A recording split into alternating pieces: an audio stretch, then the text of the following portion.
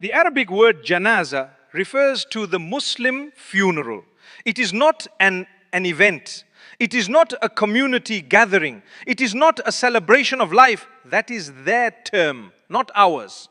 A janaza is the moment a soul crosses from this world into the next. It is the moment the questioning of the grave begins. It is the moment the person in that box in front of you needs you more than they have ever needed you in their entire life. And the only things that can help them now are your sincere prayer, your tears of mercy, and your knowledge of what to do.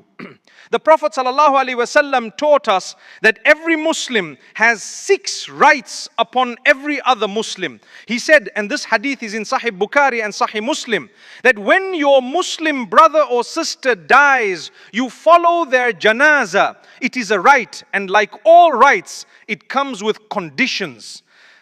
Conditions that many of us are not fulfilling. So today, inshallah, I want to go through with you the dangerous mistakes Muslims are making at funerals. Things many of us do out of habit, out of ignorance, out of culture, without realizing that some of these actions are bid innovations, some are forbidden, and some are actively harming the deceased. And I want us to leave with something concrete, something we can change, something we can fix. Because the Prophet ﷺ showed us exactly how this is supposed to look. And it does not look like what we are doing today. Brothers and sisters, the first and perhaps most foundational mistake, the one that makes everything else possible, is treating the janaza like a social event. When was the last time you went to a janaza and felt the weight of it in your chest for the rest of the day? When was the last time you came home from a funeral and could not eat dinner because of what you had just witnessed? The companions of the Prophet ﷺ, the greatest generation of Muslims that ever lived, would attend a janaza and be shaken for days.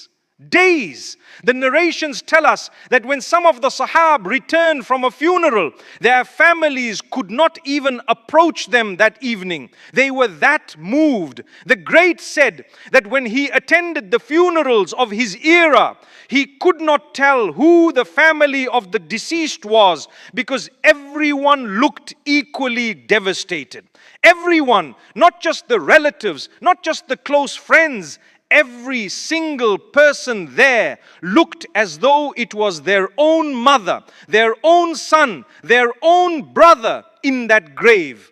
And then he looked at the funerals of his students' generation and he wept. He said, Wallah, now I see you at the janaza talking about your worldly affairs, your businesses, your problems, anything except what is happening right in front of you. Brothers and sisters, that was over 1,000 years ago. Can you imagine what would he say if he walked into one of our funerals today?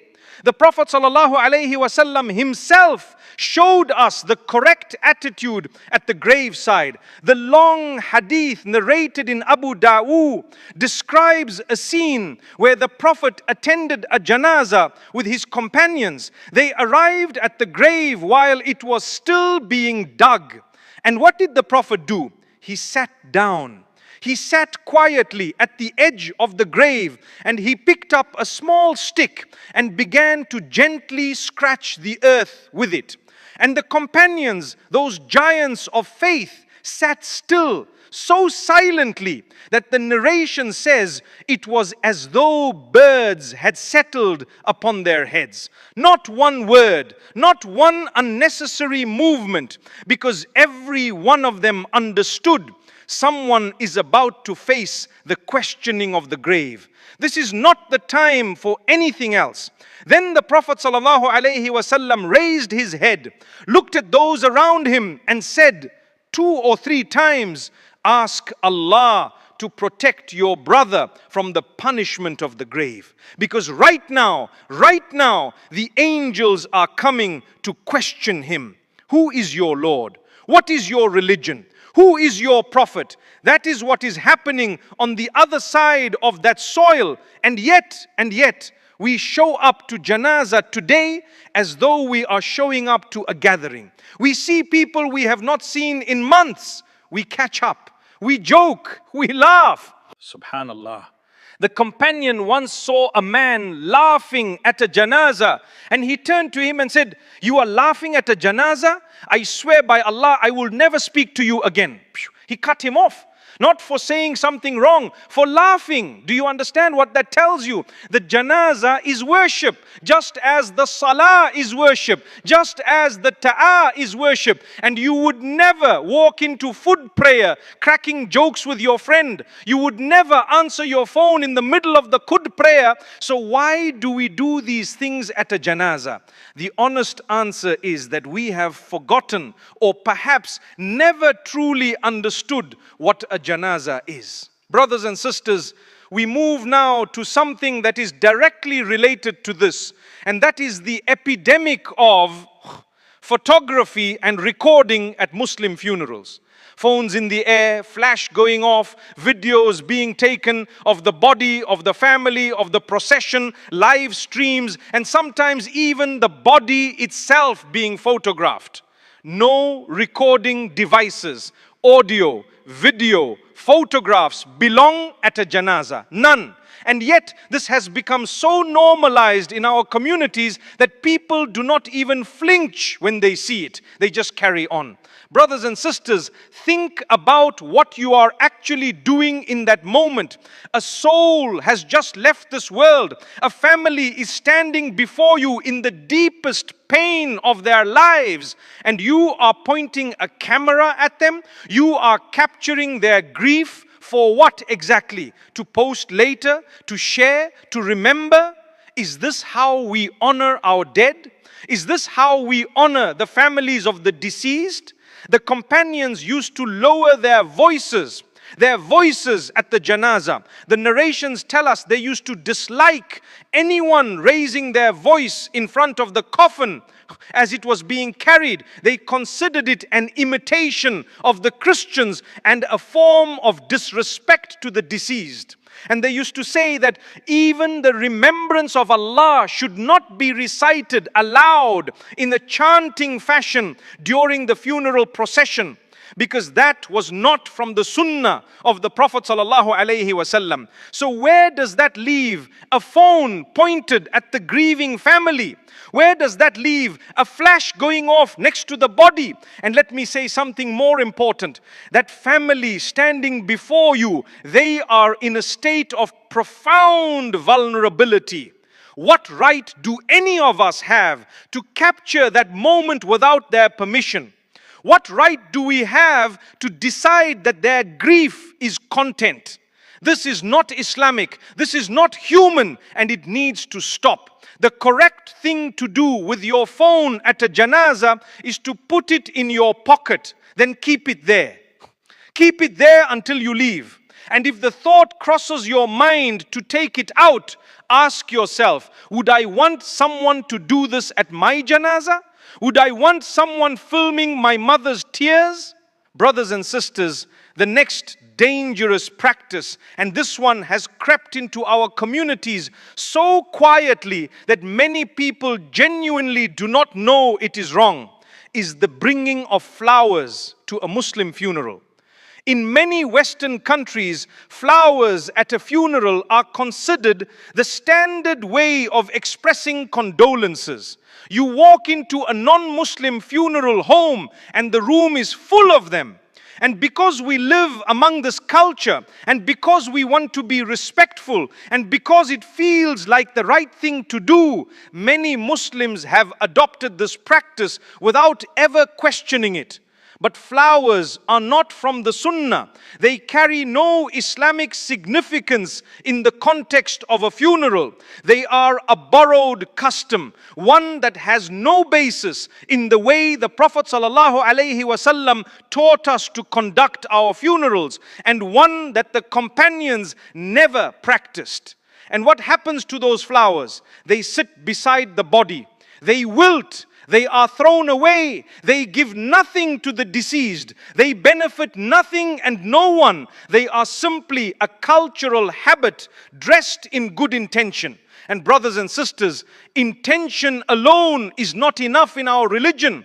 We cannot take a practice that has no basis in Islam, wrap it in good feeling and call it acceptable. This is how innovation in the religion begins, not with evil intentions, with good ones, with the desire to do something, to express something without the knowledge of what Islam has already prescribed. What Islam has prescribed instead is beautiful. The Prophet ﷺ told us to bring food not to the funeral but to the family of the deceased, not so that the family cooks for the guests but so that the community serves the family. The correct Islamic practice when a death occurs in a household is that the neighbors, the relatives, the community, they cook and they bring food to that family so that the grieving people do not have to worry about feeding themselves or anyone else. That is the sunnah. That is what the Prophet ﷺ directed us to do. Simple, practical and deeply human. And yet, and this is the painful irony, in many of our communities today, it is the family of the deceased who cooks and hosts and provides food for everyone who comes to offer condolences. They are grieving, they are exhausted, they are in shock, and they are also running a kitchen. This is backwards. This is the opposite of what the Prophet ﷺ taught. We need to correct this. Moving on, brothers and sisters, I want to address something that happens at the funeral procession, the journey from the prayer to the grave, that would make the companions of the Prophet weep if they saw it. We are talking about the conduct of Muslims during the procession, the cars, the noise, the chaos. The funeral procession is part of the janaza. It is not a parade. It is not a convoy. It is worship in motion. And the Prophet ﷺ told us that if we witness a janazat procession, even if we are not part of it, we should stand up and remain standing until it passes by, or until the body is placed in the ground. Subhanallah. Even passers-by were instructed to stop and stand in respect. And yet, what do we see from those who are actually part of the procession? Windows down, music playing, weaving through traffic, racing to the grave, honking, shouting. There was a time not long ago when drivers on the street would pull over and stop when a funeral procession went by. Not because they knew the deceased, simply out of respect for death itself. That culture has gone, and we, the Muslims, have not only failed to uphold it, we are often the worst violators of it. Now, the scholars have discussed this matter carefully, and it is worth knowing their positions so that we are not confused. The majority of scholars, including those of the Shafi'i and Hanbali schools, hold that standing when a funeral procession passes is recommended and rewarded. It is from the Sunnah, it is virtuous, and a person who does it is acting upon the direct instruction of the Prophet ﷺ. Other scholars, particularly in the Hanafi school, point to a narration from Ali Abdi that the Prophet ﷺ later sat down when a procession passed, indicating that the command to stand may have been relaxed. Based on this, they consider it permissible to remain seated, and there is no sin on a person who does so. Brothers and sisters, whichever position a person follows, the spirit is the same: quiet, stillness, respect. Whether you stand or whether your school permits you to remain seated, what you do not do is keep talking, keep laughing, keep scrolling, keep walking as though nothing is happening, because something is happening. A soul is passing. The awe of that moment belongs to all of us, and we owe it to every human being who leaves this world to at least pause, at least reflect, at least whisper a prayer for their soul and a reminder to our own hearts that our turn is coming too. Brothers and sisters, going to the grave is not a race. The person in that vehicle in front of you, they're not in a hurry. They're not going anywhere. What we owe them in those final moments is our quiet, our presence, and our prayer, not our playlists.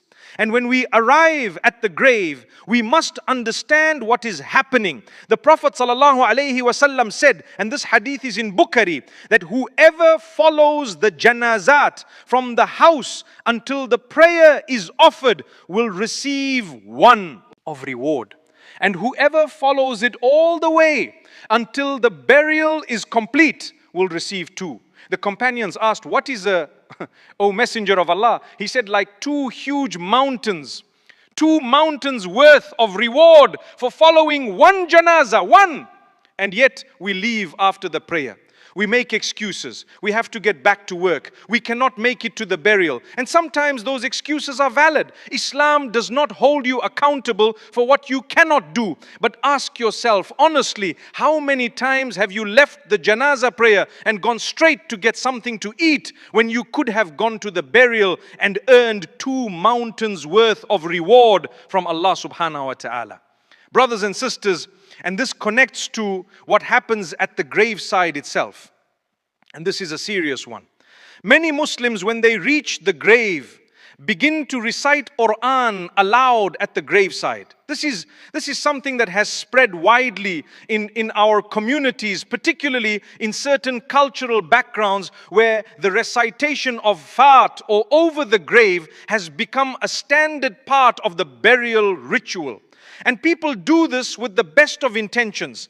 They love the deceased. They want to do something for them. And the Quran is the greatest thing they know. But brothers and sisters, the Prophet ﷺ did not do this. Neither did his noble companions. And in our religion, when it comes to acts of worship, the principle is clear. We do not add what was not taught.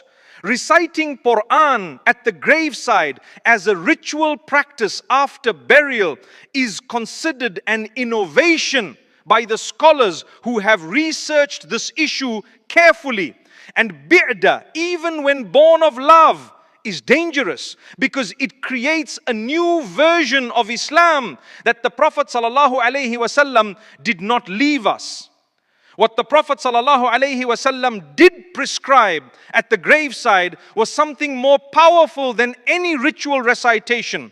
He told us, and this hadith is in Abu Dawud and Albani classed it as authentic, that after a person is buried, the people should stand at the grave and make dua for the deceased. Ask Allah to forgive them. Ask Allah to make them firm when the angels come to question them. Because right now, right at this moment, as we stand here, that person in the ground is being asked, who is your Lord? What is your religion? Who is your prophet? And they need our dua. Not a recitation we invented, our sincere, heartfelt dua from the sunnah. This is the gift we can give. This is what benefits them. And it requires nothing except that we know what to say and that we say it with a present heart.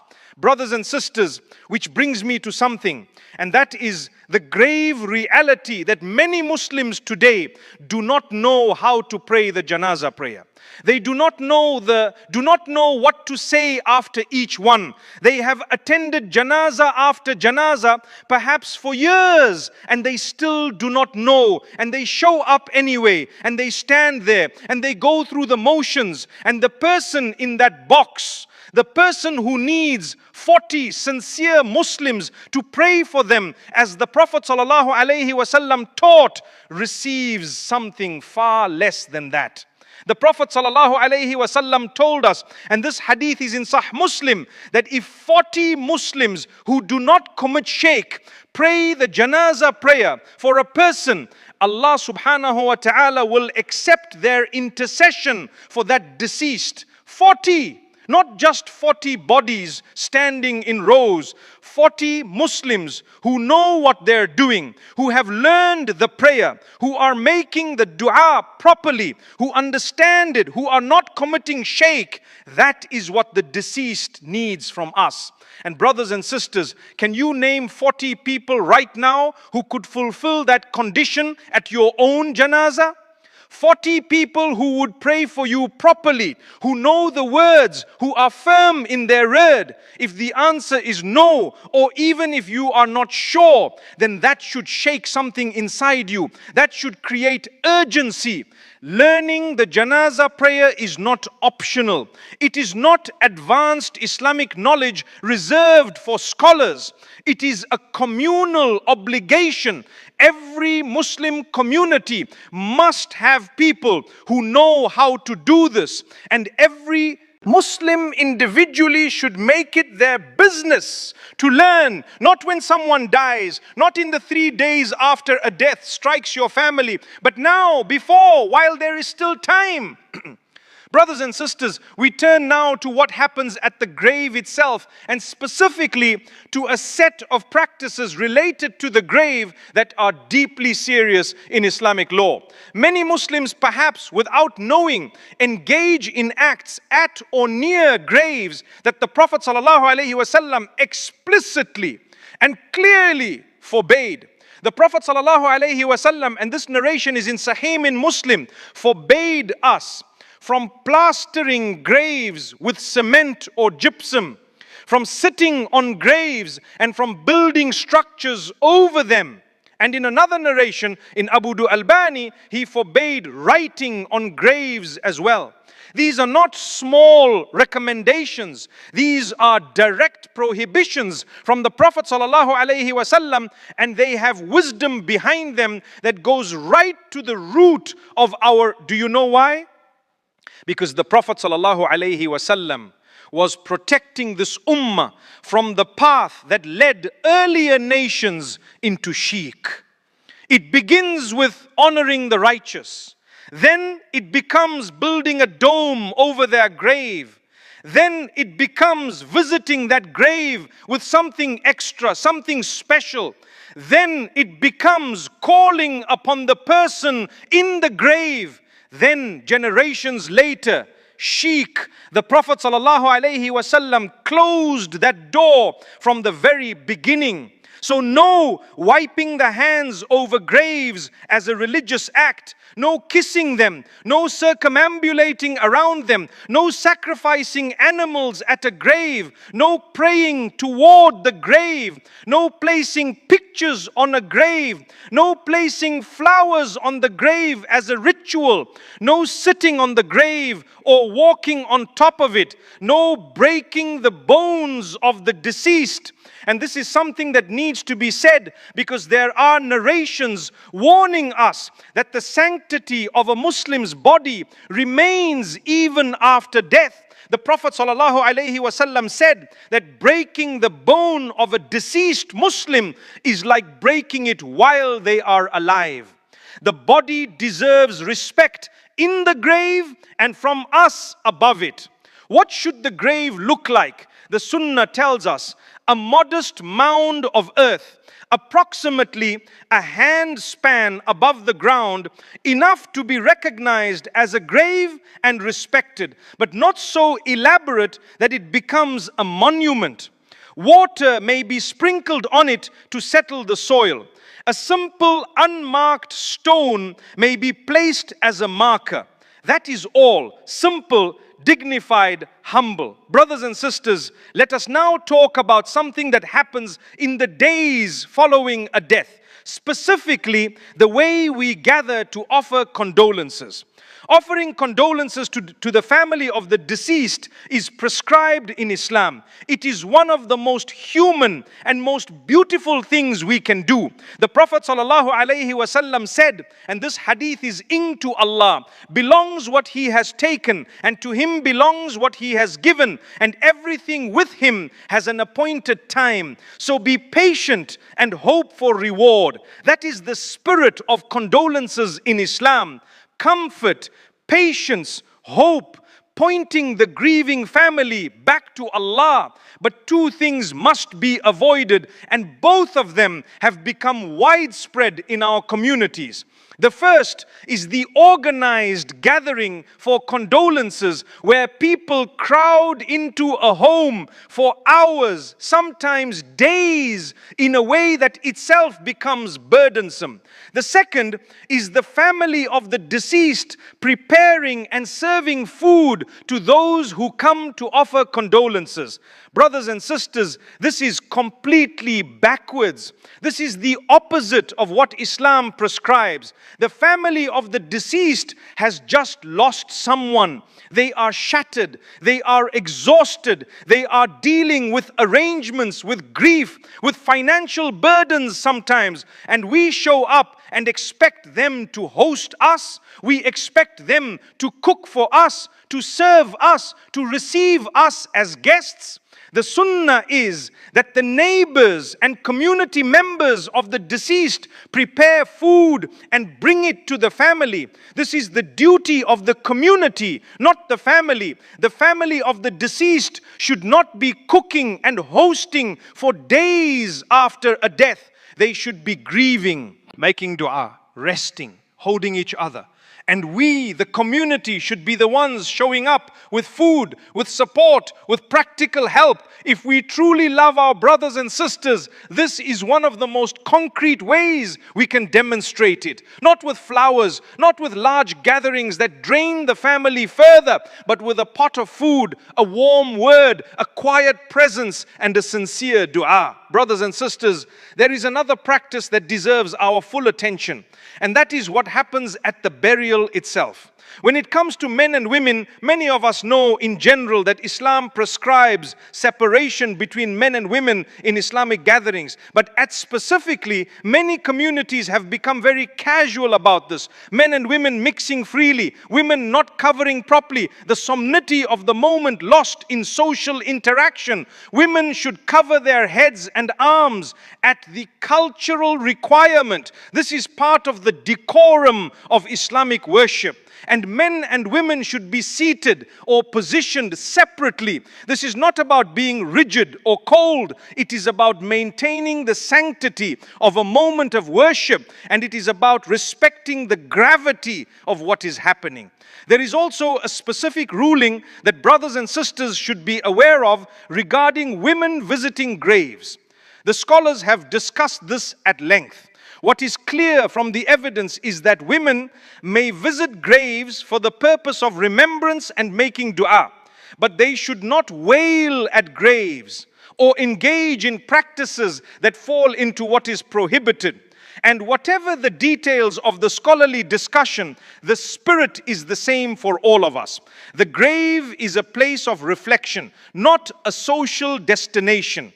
Brothers and sisters, the widow, the woman who has just lost her husband, has specific obligations in Islam that many people in our communities do not know or do not take seriously. The period for a widow is 4 months and 10 days. This is a period prescribed directly in the Quran. Allah subhanahu wa ta'ala says, "And those who are taken in death among you and leave wives behind, they, the wives, shall wait 4 months and 10 days. This is the Quran, not a cultural custom, not a suggestion, a divine instruction. And during this period, the widow remains in her home, avoids certain adornments, and mourns in the way prescribed by Allah subhanahu wa ta'ala. Many families today do not know this, or they dismiss it as impractical, and yet it is in the Quran, and the wisdom behind it, from protection to emotional recovery to honoring the sanctity of the marriage, is immense. The mufa'as and scholars have written volumes on this. The least we can do is know it exists and take it seriously. Because this is a sacred act that most of our communities are not equipping themselves to perform. Of the deceased is a communal obligation. Someone has to do it. And yet, in many Muslim communities in the West, when someone dies, the family does not know who to call. They have never learned how to wash a body. They have never participated in it. And so the entire responsibility falls to a handful of people, or sometimes to non-Muslims working at the funeral home.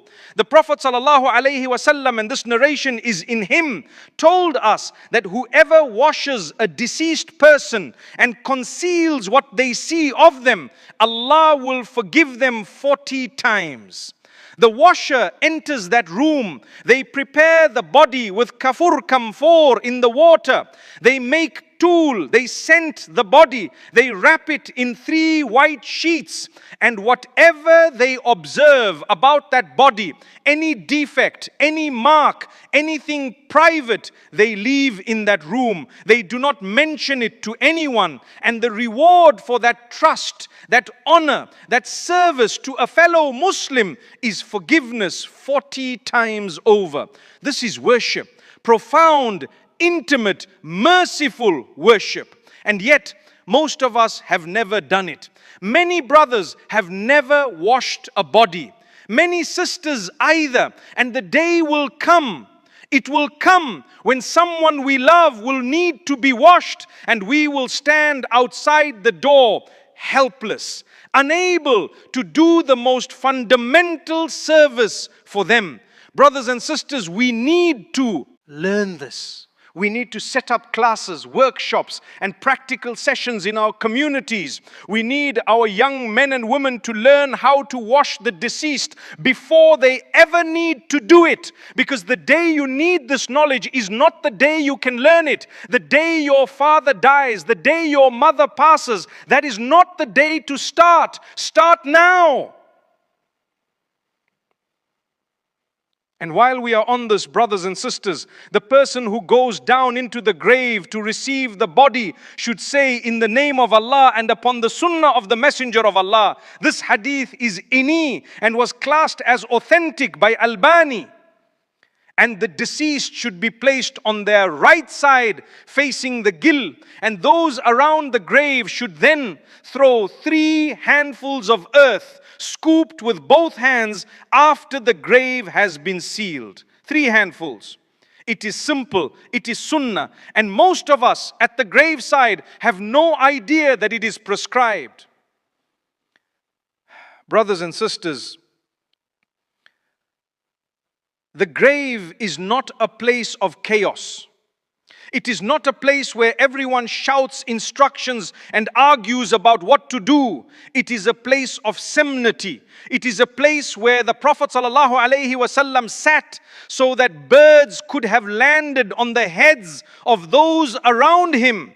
That is the standard, and that standard was set by the greatest human being who ever walked this earth. So brothers who know how to do the step forward with grace, with knowledge, with quiet confidence, and brothers who do not know, choose today that you will learn, not for yourself only, for the Muslim who will one day need you. One day, not one day in the abstract, not some distant theoretical future. One day, very concretely, someone in your life will pass away, and then one day it will be you. It will be you in that box. It will be your body wrapped in white. It will be your grave that they are standing above. And in that moment, you will want more than anything you have ever wanted 40 Muslims who know how to pray for you, who know the dua, who are firm in their dil, who are standing over your grave making sincere intercession for you with Allah subhanahu wa ta'ala. Are you building that community today? Are you that person for someone else today? The companion once took a man to the graveyard to give him a reminder. He pointed to the graves and said, if you were in one of these, what would you want? The man said, I would want to come back. I would want another chance to do what I should have done, to worship Allah the way He deserves to be worshipped. The companion looked at him and said, you are already in that position. You are already here. The chance that those people in the grave would give everything for that chance is in your hands right now. Do not waste it. My dear brothers and sisters, let every janaz that you attend from this day forward be different. Let it be worship, not attendance. Let it be sincere prayer, not social performance. Let your phone stay in your pocket. Let your voice be low and your heart be present. Let your dua for the deceased be real and informed. And from the sunnah of our beloved Prophet ﷺ, let the community serve the family with food, with support, with kindness, not the other way around. And let every grave you stand beside remind you of the one being prepared for you, because it is coming, and the only question is, what will you have sent ahead? May Allah subhanahu wa ta'ala bless you and protect you and your families.